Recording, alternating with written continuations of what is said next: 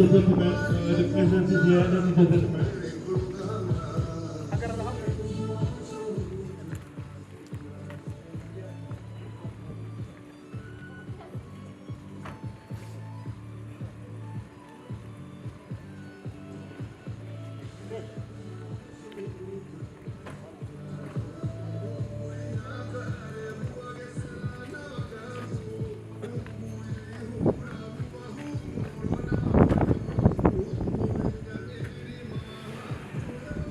Alors,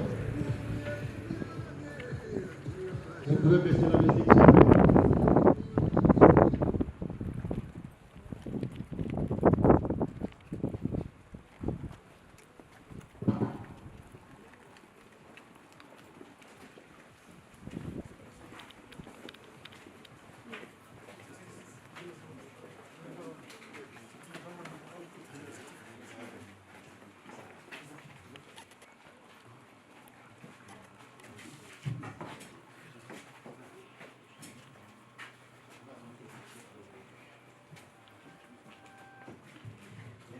Chers amis de la presse, avant que je puisse passer le micro. Fungura kubona na Perezida Evariste Ndayishimiye.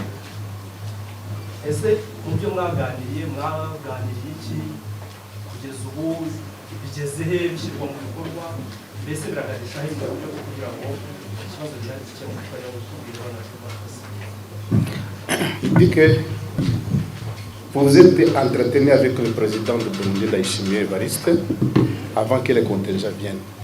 Qu'est-ce que vous êtes convenu? Vous vous êtes entendu? Qu'est-ce qui s'est passé? Et jusqu'à aujourd'hui, quelle est la situation? En fait, nous avons obtenu du président Ndayishimiye des garanties pour le bon déroulement du processus. Ndayishimiye icyo twaganiriye gikomeye cyane nuko urwo rugendo rwo kuza kwabakondenja rwari rwiza cyane. Le président Ndayishimiye nous a montré qu'il comprenait notre cause.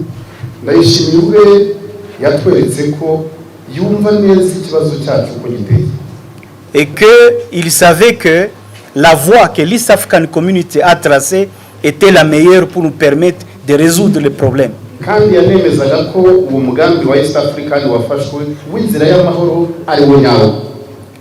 Malheureusement, nous avons été surpris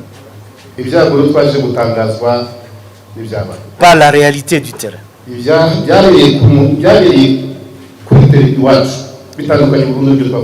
Des fois, moi qui suis allé là-bas, j'ai difficile à croire que nous pouvons avoir des soldats burundais comme ennemis aujourd'hui.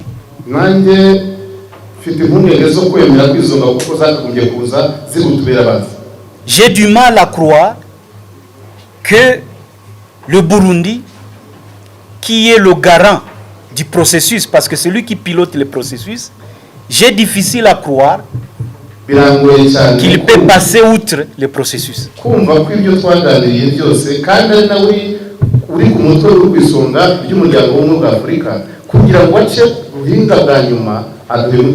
Et je peux vous dire que jusque maintenant, j'ai du mal à me l'expliquer.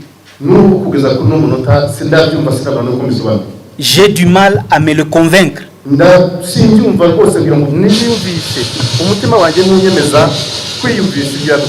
Parce que quand j'ai croisé le président burundais,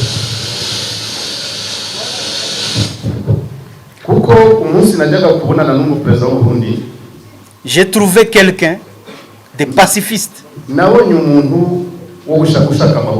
J'ai trouvé quelqu'un qui avait, qui rêvait d'une paix dans la région des Grands Lacs, afin que les affaires se fassent entre les différents pays et que la coopération soit accélérée et que nos communautés continuent à se côtoyer, qu'on fasse la paix, qu'on intègre l'East African Community et que l'on entame des actions de développement. En fait, c'est ça ce que j'avais compris en lui.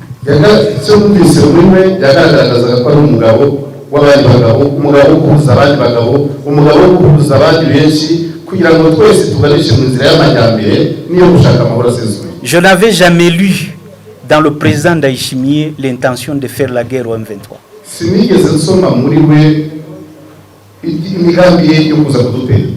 Mais maintenant, je suis surpris. uyu munsi n'abatangaje Voilà. Koze.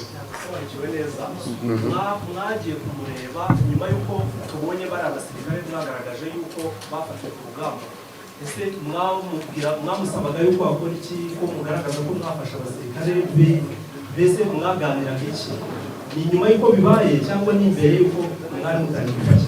Demande si vous vous êtes entretenu avant que vous ne capturiez pas les militaires burundais sur le front, sur les lignes de front avec M23. Comme je vous ai dit, quand je suis allé le voir, on n'avait pas encore pris sur la ligne de front les militaires burundais. Mais nous avions des informations qui faisaient état des mouvements des troupes.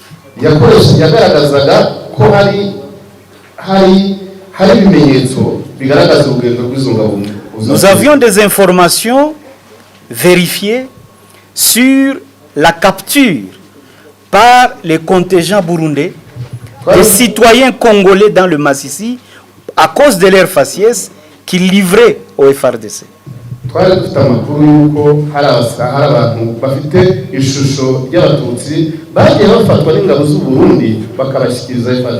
Nous avions des informations que les militaires burundais étaient amassés à Minova et portaient des tenues FRDC.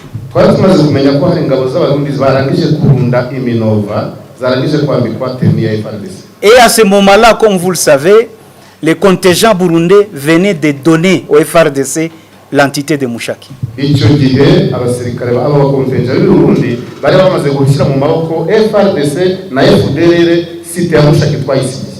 Alors, quand vous avez toutes ces informations-là, et vous allez les amener aux concernés, parce que vous savez que celui qui pilote le processus, mais ce qu'il vous dit, s'il dit que ce n'est pas vrai, vous allez y croire. Mais malheureusement, les évidences que nous avons amenées ne nous ont pas permis d'avoir une réponse de leur part.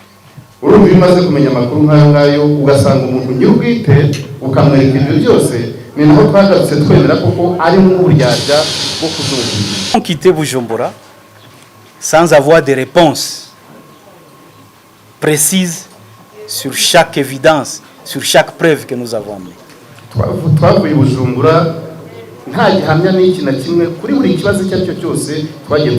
Mais à ce moment-là, nous pensions que c'était des initiatives locales.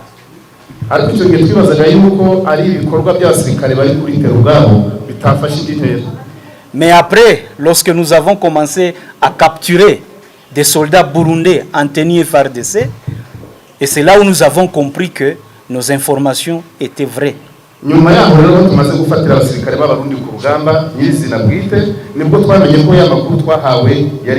Et eux-mêmes l'ont témoigné. Je crois que vous les avez suivis.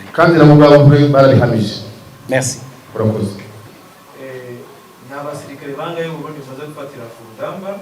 ese mubo mwafashe mwagaragaje FDL, mugaragaza Wazalendo, mugaragaza FRDC, mugaragaza n'abandi hari abasirikare b'abamercenaires basumba mwigeze mufata ibangane murakoze cyane. Je peux expliquer, dans l'histoire, vous allez toujours venir. Allez-y. Ok. D'après ce qu'il dit, il dit que sa préoccupation majeure est que les contingents burundais vous a trahi comme M23. Est-ce qu'aujourd'hui, vous êtes toujours prêts de continuer à travailler avec les contingents burundais alors qu'ils vous ont trahi?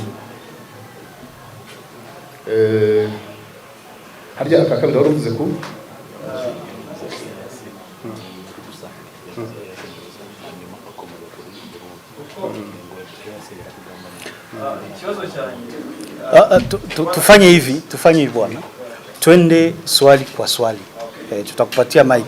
Anza kwa swali ya Kiswahili tujibu, alafu twende kwa swali ya Kinyarwanda.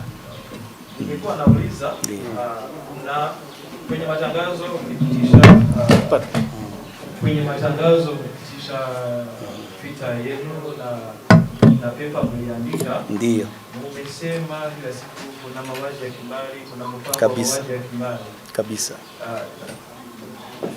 today, siku hii M23 itafanya nini? Itafanya nini? Watu wameongezeka, wako wanaua ndio. Asante. Kwa hiyo swali ya kwanza naweza kuambia kwamba sisi M23 kama tunakuwa hapa ni ajili ya kuweza kusimamisha mambo kama yale. Na tunafanya namna gani? Tunajenga eneo ya makimbilio ya watu. Tunajenga eneo ambayo inaweza kupatia watu security, inaweza kupatia watu amani, watu waishi pamoja bila kuwa mtu ambaye anaweza kuja kuwasumbua ama kuja kuwaua.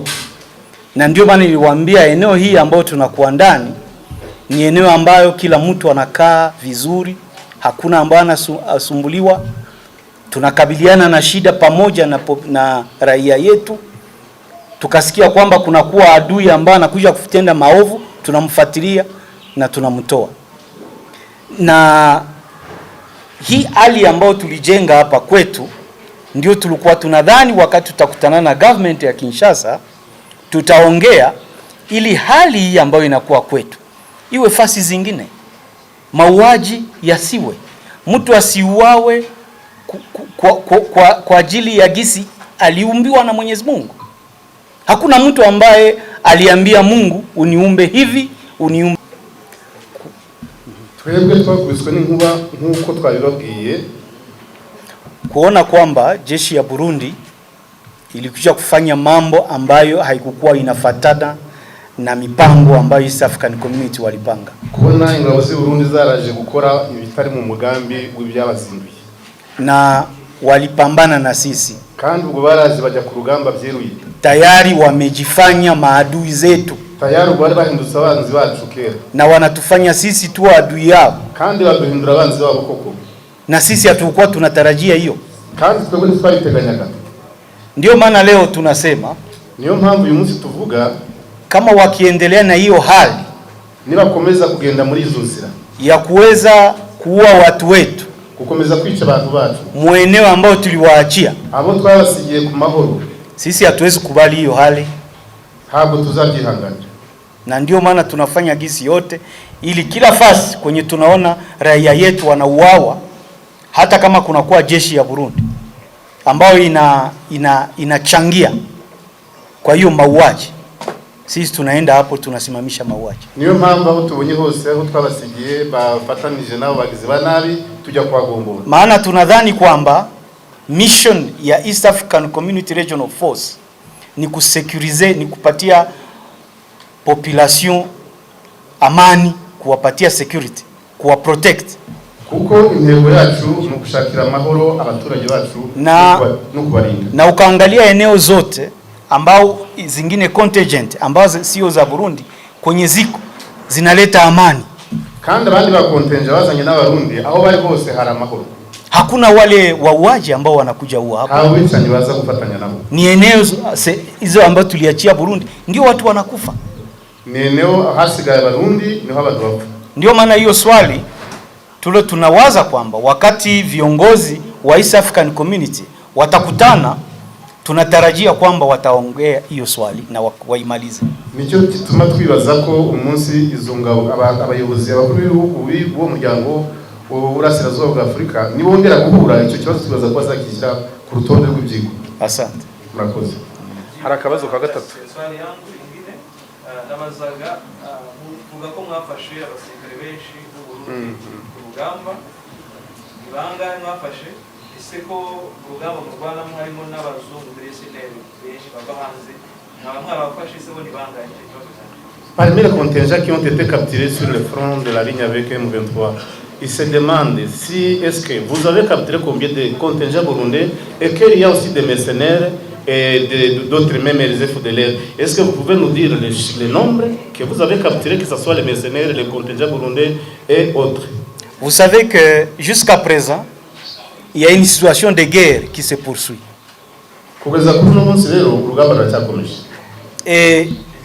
Et nous continuons à capturer les soldats de l'armée burundaise sur les champs de bataille.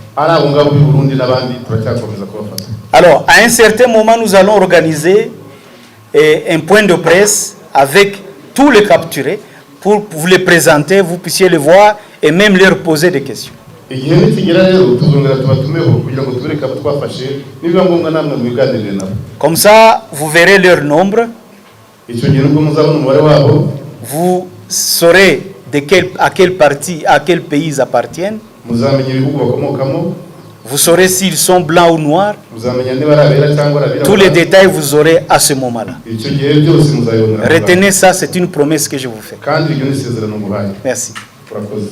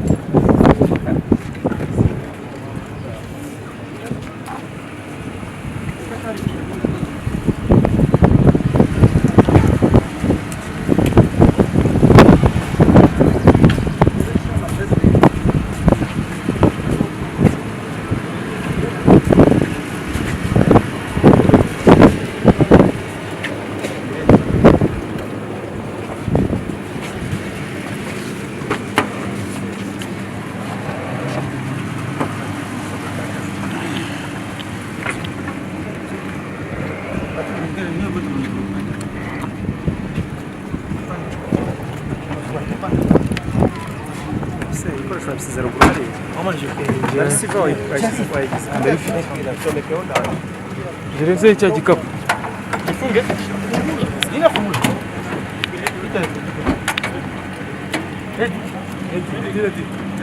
Edi.